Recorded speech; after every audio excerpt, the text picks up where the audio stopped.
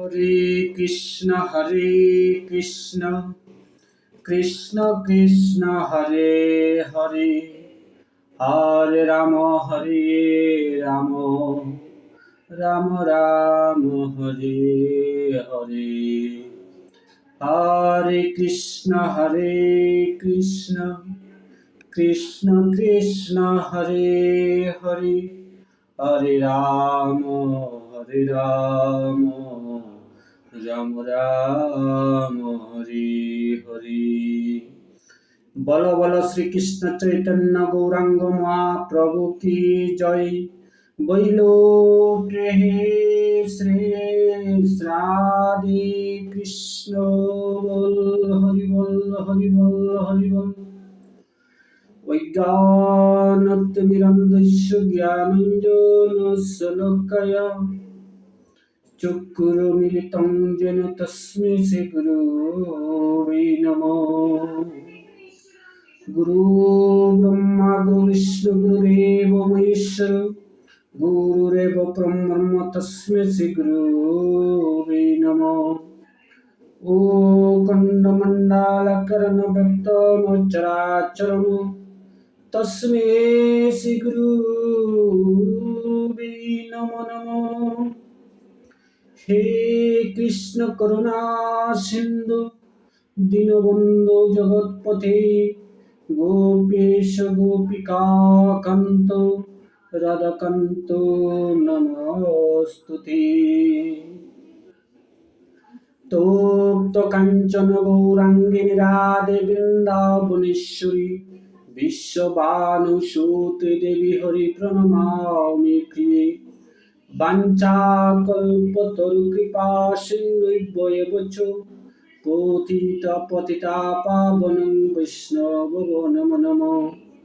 শ্রীকৃষ্ণ চৈতন্য প্রভু নিত্যানন্দ, শ্রী অদ্বৈত গদাধর শ্রীবাসাদি গৌর ভক্তবৃন্দ।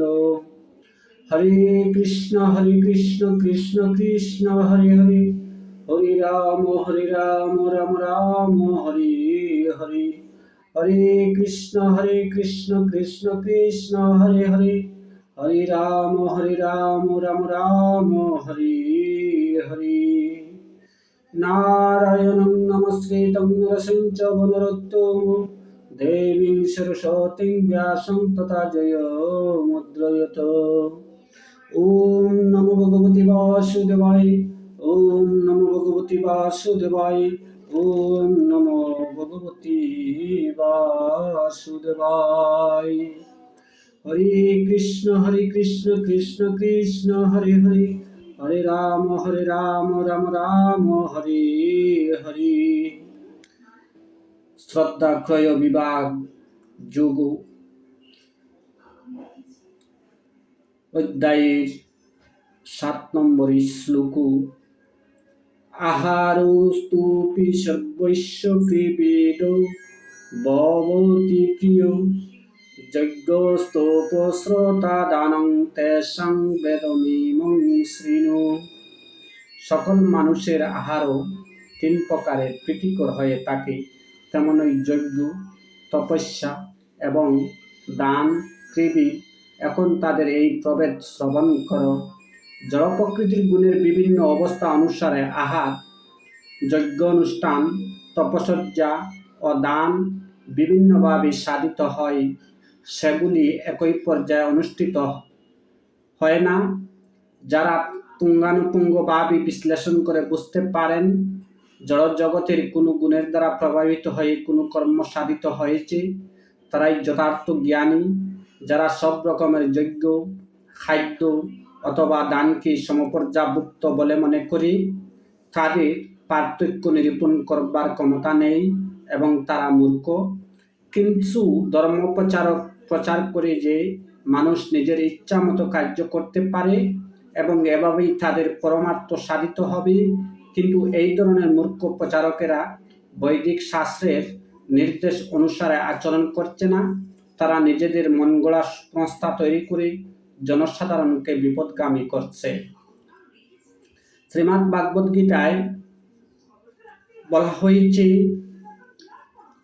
আয়ুষ সত্য বলারাজ্ঞ রৈজ্ঞ সুখ ও পৃথিবীর বদনা রৈস্যা সিদ্ধা স্থিরারিদা আহারা সাত্বিক প্রিয়া। যে সমস্ত আহার আয়ু, অস্তিত্ব, বল, আরোগ্য, সুখ, প্রীতিবর্ধনকারী এবং রসযুক্ত, সিদ্ধ, স্থায়ী ও মনোরম, সেগুলি সাত্বিক মানুষদের প্রিয়। কটলম্ব লবণাতষ্ণ তীক্ষ্ণ রুক্ষ বিদ্যাহীন আহারা রাজশস্য শ্রেষ্ঠা দুঃখ সুকুমা প্রেমপ্রদা। যে সমস্ত আহার অতি তিক্ত, অতি অন্ন, অতি লবণাক্ত, অতি উৎস, অতি তীক্ষ্ণ, অতি শুকনো, অতি প্রদাহকর এবং দুঃখ সুখ ও রোগপ্রদ, সেগুলি রাজসিক ব্যক্তিদের প্রিয়। জাত জামং গতরস্যং প্রতি পর্যুষিতং চ যত উচিষ্টমপি চাম্যেদং ভোজনং তামস প্রিয়ম। আহারের এক প্রহর পূর্বে রান্না করা খাদ্য নিরস, দুর্গন্ধযুক্ত, পচা এবং অপরের অচিষ্ট অমৈদ্য দ্রব্য তামসিক ব্যক্তিদের প্রিয়। খাদ্যের উদ্দেশ্য হচ্ছে আয়ু বর্ধন করা, মনকে পবিত্র করা এবং শরীরের শক্তি বৃদ্ধি করা, সেটি তার একমাত্র উদ্দেশ্য। পুরাকালে মুনি ঋষিরা বলদায়ক আয়ুবর্ধক সমস্ত খাদ্যদ্রব্য নির্বাচন করে গেছেন, যেমন দুগ্ধজাত খাদ্য, শর্করা, অন্ন, গম, ফল এবং শাকসবজি। যারা সাত্ত্বিক ভাবাপন্ন তাদের কাছে এই ধরনের খাদ্য অত্যন্ত প্রিয়। অন্য কিছু খাদ্যদ্রব্য যেমন ভুট্টার খই ও গুড় এবং একটা সুস্বাদু না হলেও দুধ বা অন্য কোনো খাদ্যের সঙ্গে মিশ্রিত করলে সেগুলিও সুস্বাদু হয়ে ওঠে, তখন সেগুলি সাত্ত্বিক আহারে পরিণত হয়। এই সমস্ত খাদ্যগুলি স্বভাবত পবিত্র। এই সমস্ত খাদ্যদ্রব্য মদ্য, মাংস আদি অস্পৃশ্য বস্তু থেকে সম্পূর্ণভাবে স্বতন্ত্র।